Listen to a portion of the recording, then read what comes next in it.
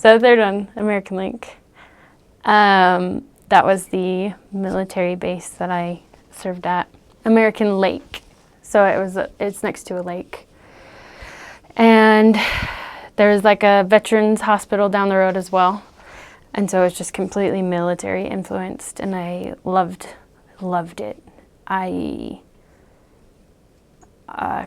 just loved it so much. I loved going on post, and we got to go on post and meet with members, and if we were lucky and if we tried really hard, they'd give us referrals for other friends on post, and I loved teaching lessons on post. And then it was a very small area though. And so our issue in American Lake was that you cannot proselyte on post. And so 75% of our area was the military base. And so we had 25% knock, and we had to knock every night for 2 hours. So you got to the point where you had to start re-knocking, and I absolutely hated that. It was the worst. And then it was really cool because I think I was in my third transfer there when we got a call and said that we would be family history sister missionaries. So we'd be proselyting normally, but we also would be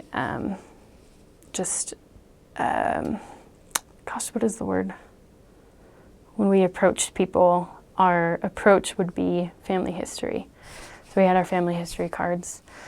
And it was good because when we started to re-knock, now this time, we at least could be like, no, we just want to talk to you about your family history instead. And so I loved that. It was just a little bit easier to re-knock when you had a different approach.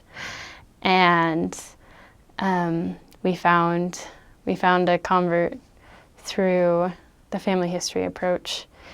And it was his roommate that answered the door, and she was interested in family history. And when we came back to teach her how to do family history, he walked in and said that he had always been interested in the LDS faith, but he had never known how to get a hold of them.